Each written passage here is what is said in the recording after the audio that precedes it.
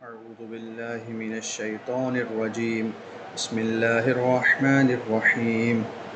الذي جعل لكم الأرض فراشا والسماء بناء وأنزل من السماء ماء فأخرج به من الثمرات رزقا لكم فلا تجعلوا لله أندادا وأنتم تعلمون. صدق اللہ العظیم. یہ سورۃ البقرہ کی آیت نمبر 22 ہے جس کی تلاوت آپ کے سامنے کی گئی. گزشتہ آیت میں اللہ تعالیٰ نے تمام انسانوں کو مخاطب بنا کر اپنی عبادت کا حکم دیا کہ اپنے رب کی عبادت کرو، اور پھر یہ بھی بتایا کہ رب کون ہے. تمہیں جس کی عبادت کا حکم دیا جا رہا ہے اس کی خوبیاں، اس کی صفات کیا ہیں، تو بتایا کہ الذی خلقکم، تمہیں جس کی عبادت کا حکم دیا جا رہا ہے وہ کوئی مخلوق نہیں ہے، وہ تمہارا خالق ہے جس نے تمہیں پیدا کیا. تمہیں ہی نہیں، تم سے پہلے جتنے لوگ آئے ان سب کا پیدا کرنے والا بھی اللہ ہے. تو یہ وہ پہلی نعمت کا ذکر تھا جس کا تعلق انسان کی اپنی ذات سے ہے. اس آیت کے اندر اللہ تعالیٰ نے ان 4 صفات کا ذکر کیا ہے، ان 4 خوبیوں کا ذکر کیا ہے جو اللہ تعالیٰ نے انسان پر کی ہیں، اور اس کا تعلق انسان کے ماحول اور ارد گرد سے ہے. تو اس سے پہلی والی آیت میں کی گئی نعمت کا تعلق انسان کی ذات سے ہے، اور اس آیت میں کی گئی نعمتوں کا تعلق انسان کے ارد گرد ماحول سے ہے. تو چاہے نعمت ذات پر کی جائے یا ارد گرد کے ماحول پر کی جائے، اس کا کرنے والا اللہ ہے. اس آیت کے اندر اللہ یہی بات بتا رہے ہیں کہ اللہ نے تم پر بے شمار نعمتیں کر رکھی ہیں. اس کا تقاضا یہ ہے کہ تم اپنے رب کے ساتھ کسی کو شریک نہ کرو. اب اگر اس سے پہلے والی آیت پر آپ غور کریں تو وہاں اللہ نے کہا یا ایھا الناس، اے لوگو، یعنی تمام انسانوں کو مخاطب بنایا، تمام انسانوں سے خطاب کیا اور ان کو اپنی نعمتیں یاد کروائی. مقصد کیا ہے؟ مقصد ان نعمتوں کو شمار کرانے کا، اپنی نعمت کو جتلانے کا یہ ہے کہ تم اپنے رب کی وحدانیت کو مان لو، تم اپنے رب کے ایک ہونے کو مان لو. تم ان نعمتوں پر غور کرو، یہ اللہ کے سوا کوئی نہیں کر سکتا. جب یہ اللہ کے سوا کوئی نہیں کر سکتا تو عبادت بھی صرف اللہ ہی کی جائے گی. اب ایک اصول آپ ذہن نشین کر لیں. جب کسی سے بحث و مباحثے کی نوبت آئے، کسی سے ڈیبیٹ اور ڈسکشن کرنا پڑ جائے، تو اس کا طریقہ کیا ہے، اس کا اصول کیا ہے؟ قرآن ہمیں اس کی رہنمائی کرتا ہے. اس کا طریقہ یہ ہے کہ آپ جس سے بات کر رہے ہیں، جو آپ کا مد مقابل کمپیٹیٹر ہے، آپ اس کے سامنے وہ باتیں پیش کریں، آپ اس کے سامنے وہ باتیں رکھیں جن کو وہ بھی تسلیم کرتا ہو، مانتا ہو. اور جو باتیں آپ ان کے سامنے رکھ رہے ہیں اس کا ایک نتیجہ اور رزلٹ بھی نکلتا ہو. یعنی ان باتوں کو ماننے کا تقاضا اور ڈیمانڈ تو یہ تھی کہ اس سے نکلنے والا جو نتیجہ اور رزلٹ ہے اس کو بھی مانا جائے. اب آپ کا مد مقابل ان باتوں کو تو تسلیم کرتا ہے جو آپ ان کے سامنے پیش کر رہے ہیں، لیکن ان باتوں سے جو رزلٹ اور نتیجہ نکلتا ہے اس کو ماننے کے لیے تیار نہیں. تو جب آپ اس طرح کی باتیں ان کے سامنے رکھیں گے جس کو وہ بھی مانتا ہے لیکن ان باتوں سے نکلنے والے رزلٹ کو نہیں مانتا، تو اس سے واضح ہو جائے گا کہ ان کے اوپینین، ان کے پوائنٹ آف ویو میں کس قدر کانٹرڈکشن اور تضاد پایا جاتا ہے. یعنی اس بات کا تقاضا یہ ہے کہ تم اس کو بھی مانو، تم اس کو مان کر اس نتیجے کو نہیں مان رہے ہو، یعنی تمہاری رائے میں، تمہارے اوپینین میں تضاد اور کانٹرڈکشن پایا جاتا ہے. اس اصول کو آپ ذہن میں رکھیے اور اس آیت کو سمجھیے. میں پہلے ان آیات کا ترجمہ کر دیتا ہوں. الذی جعل لکم الارض فراشا، اللہ وہ ذات ہے، رب وہ ذات ہے جس نے تمہارے لیے زمین کو بچھونا بنایا، والسماء بناء، اور آسمان کو چھت بنایا، وَأَنزَلَ مِنَ السَّمَاءِ مَاءً اور اتارا آسمان سے پانی کو یعنی بارش کو، فَأَخْرَجَ بِهِ پھر اس بارش کے ذریعے اللہ نے نکال دیے مِنَ الثَّمَرَاتِ رِزْقًا لَكُمْ تمہارے کھانے کے لیے مختلف پھلوں کو، فَلَا تَجْعَلُوا لِلَّهِ أَندَادًا جب یہ سارے کام اللہ نے کیے ہیں تو تم نہ بناؤ اللہ کے لیے کوئی مد مقابل، کوئی شریک نہ بناؤ، وَأَنْتُمْ تَعْلَمُونَ جبکہ تم یہ بات جانتے ہو کہ یہ سارے کام اللہ ہی کرتا ہے۔ تو جب یہ سارے کام اللہ ہی کرتا ہے تو اس کا تقاضا یہ ہے کہ اللہ کے ساتھ کسی کو شریک نہ کیا جائے۔ یہ ان آیات کا ترجمہ ہے۔ اب جو میں نے اصول آپ کو بتایا آپ اس کو ذہن میں رکھیے اور اس آیت کو سمجھنے کی کوشش کیجیے۔ ان آیات میں اللہ تعالیٰ نے 4 نعمتوں کا ذکر کیا جو اللہ تعالیٰ نے انسان پر کی ہے، اور ان نعمتوں کو دینے میں اللہ کا کوئی شریک نہیں ہے، کوئی اور ان نعمتوں کو نہیں دے سکتا، اور یہی بات مخاطبین بھی تسلیم کرتے ہیں۔ یعنی اللہ تعالیٰ جن کو یہ کہہ رہے ہیں کہ تم اللہ کا شریک کسی کو نہ بناؤ، تو معلوم ہوا کہ یہاں اللہ مشرکین سے بات کر رہے ہیں۔ تو مشرکین کو یہ بتا رہے ہیں کہ تم اللہ کا کسی کو شریک نہ بناؤ۔ کیوں نہ بناؤ؟ کیونکہ پہلے جو 4 نعمتیں ذکر کی گئی جو ماحول سے تعلق رکھتی ہیں، اور ایک اس سے پہلے نعمت ذکر کی گئی تمہاری پیدائش کی جو تمہاری ذات سے تعلق رکھتی ہے، یہ اللہ کے سوا کوئی نہیں کر سکتا، اور تم بھی اس کو مانتے ہو۔ اب یہ مشرکین کہاں مانتے ہیں؟ تو قرآن مختلف جگہوں پر بتاتا ہے کہ مشرکین کا فیتھ اور بیلیف بھی یہی تھا کہ انسان کو پیدا کرنے والا اللہ ہے، آسمان اور زمین کو پیدا کرنے والا اللہ ہے، آسمانوں سے بارش کا برسانے والا اللہ ہے، اور اس بارش کے ذریعے پھلوں کو نکالنے والا بھی اللہ ہے۔ سورۃ اللقمان میں اللہ تعالیٰ فرماتے ہیں وَلَئِن سَأَلْتَهُم مَّنْ خَلَقَ السَّمَاوَاتِ وَالْأَرْضَ لَيَقُولُنَّ اللَّهُ اگر آپ ان سے پوچھیں کہ آسمان اور زمین کس نے بنائے ہیں، لَيَقُولُنَّ اللَّهُ تو یقیناً یہ جواب دیں گے کہ اللہ نے بنائے ہیں۔ تو معلوم ہوا کہ آسمان اور زمین کا خالق کون ہے؟ مشرکین بھی اللہ ہی کو مانتے تھے۔ اور اسی طرح سورۃ العنکبوت میں اللہ تعالیٰ فرماتے ہیں وَلَئِن سَأَلْتَهُم مَّن نَّزَّلَ مِنَ السَّمَاءِ مَاءً فَأَحْيَا بِهِ الْأَرْضَ مِن بَعْدِ مَوْتِهَا لَيَقُولُنَّ اللَّهُ اگر آپ ان سے پوچھیں گے کہ آسمانوں سے بارش کون برساتا ہے اور اس بارش کے ذریعے مردہ زمین کو کون زندہ کرتا ہے تاکہ وہ تمہارے لیے غلہ نکالے، وہ پھل نکالے، لَيَقُولُنَّ اللَّهُ تو یہ یقیناً جواب دیں گے کہ اللہ کرنے والا ہے۔ سورۃ الزخرف میں اللہ فرماتے ہیں وَلَئِن سَأَلْتَهُم مَّن خَلَقَهُم لَيَقُولُنَّ اللَّهُ اگر آپ ان سے پوچھیں کہ تمہیں کس نے پیدا کیا ہے، تمہارا خالق کون ہے، لَيَقُولُنَّ اللَّهُ تو یہ کہیں گے اللہ۔ تو اب آپ دیکھیں جن 5 چیزوں کا یہاں پر اللہ ذکر کرتے ہیں، ان 5 چیزوں کے بارے میں مشرکین بھی یہ عقیدہ رکھتے ہیں کہ ان کا کرنے والا اللہ ہے۔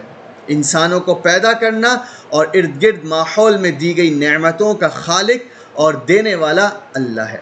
تو جب مشرکین ان باتوں کو تسلیم کرتے ہیں تو خدا ان کے سامنے وہ باتیں پیش کر رہا ہے جن کو وہ مانتے ہیں۔ تو اب ان باتوں کو ماننے کا تقاضا اور ڈیمانڈ کیا تھی کہ اس سے پیدا ہونے والے نتیجے کو، اس سے نکلنے والے رزلٹ کو بھی مانا جائے۔ وہ رزلٹ کیا تھا؟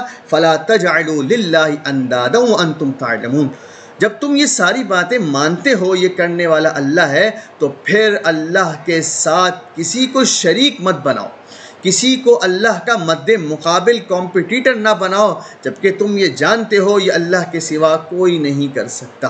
تو یہ قرآن کا اسلوب ہے بات کرنے کا اور سامنے والے کو اپنی بات کے منوانے کا۔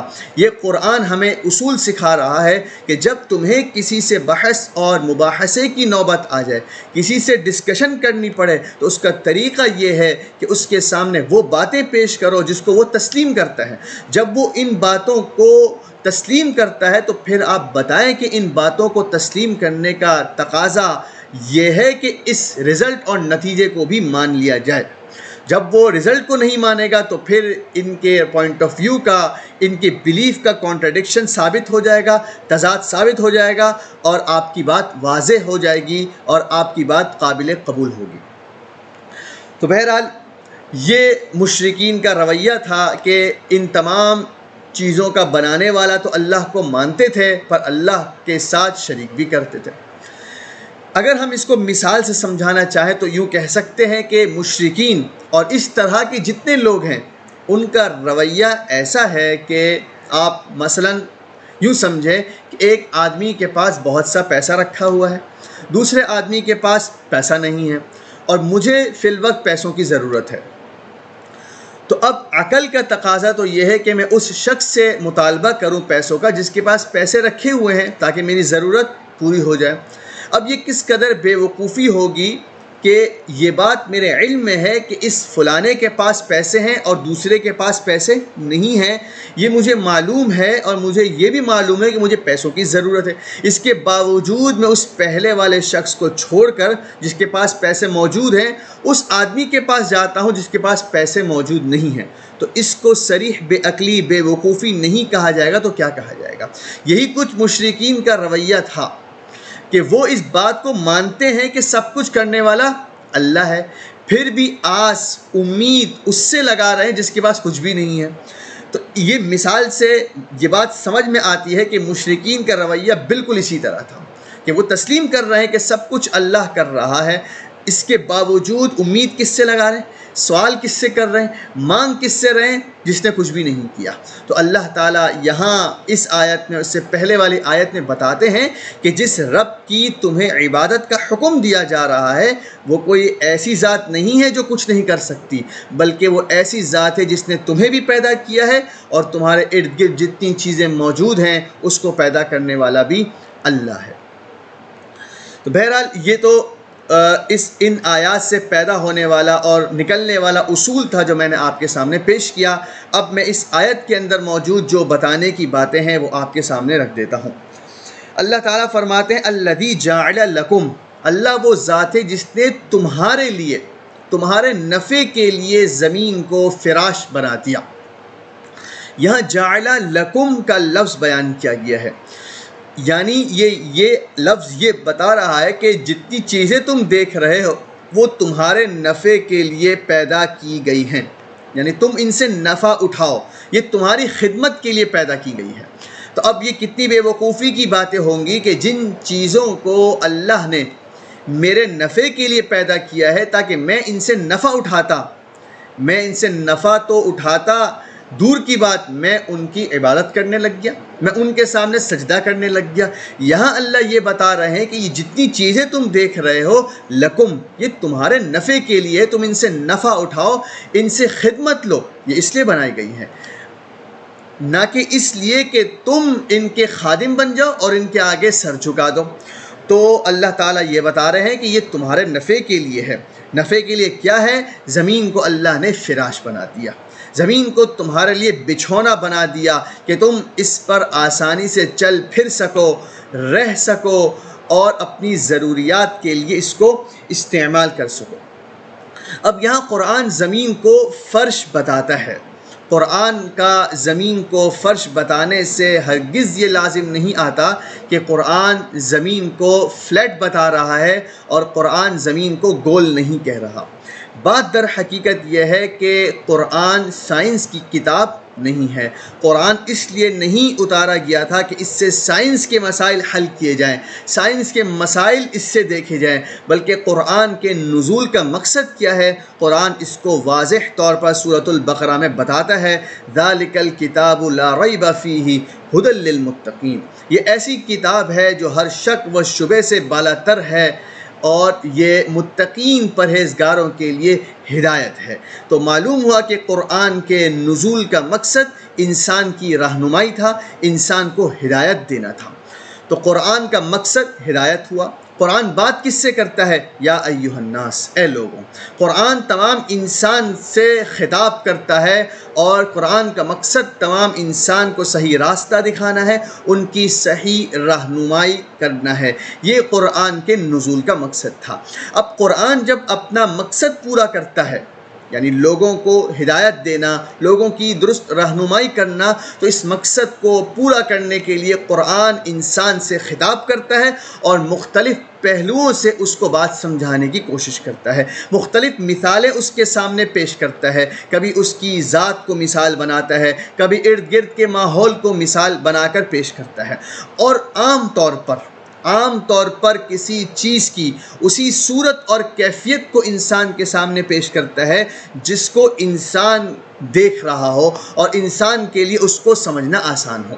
اب قرآن اگرچہ ایک عظیم الشان قرہ اور اسپیریکل شیپ میں ہے، لیکن ہمیں نظر کس طرح آ رہی ہے کہ یہ ایک فرش بنا ہوا ہے، یہ ایک سطح ہے، یہ فلیٹ ہے۔ تو قرآن اس کو فرش اس وجہ سے بتا رہا ہے کہ ہمارے سامنے زمین کی یہی ہیئت موجود ہے، تو چونکہ قرآن ہمیں سمجھانا چاہتا ہے تو قرآن ہمارے سامنے زمین کی وہ ہیئت اور وہ صورت پیش کر رہا ہے جس کو ہم سمجھ سکتے ہیں اور ہر انسان سمجھ سکتا ہو۔ اس لیے قرآن زمین کو فرش بتا رہا ہے، لہذا اس سے ہرگز یہ نتیجہ نہ نکالا جائے کہ قرآن زمین کے فلیٹ ہونے کا قائل ہے۔ یہ قرآن کا موضوع ہی نہیں ہے کہ قرآن زمین کو فلیٹ یا اسپیریکل بتاتا پھرے۔ اس کے بعد قرآن کہتا ہے وَالسَّمَاءَ بِنَاءً، اور اللہ نے تمہارے لیے آسمان کو چھت بنا دیا کہ وہ تمہارے اوپر ایسے ہے جیسے چھت۔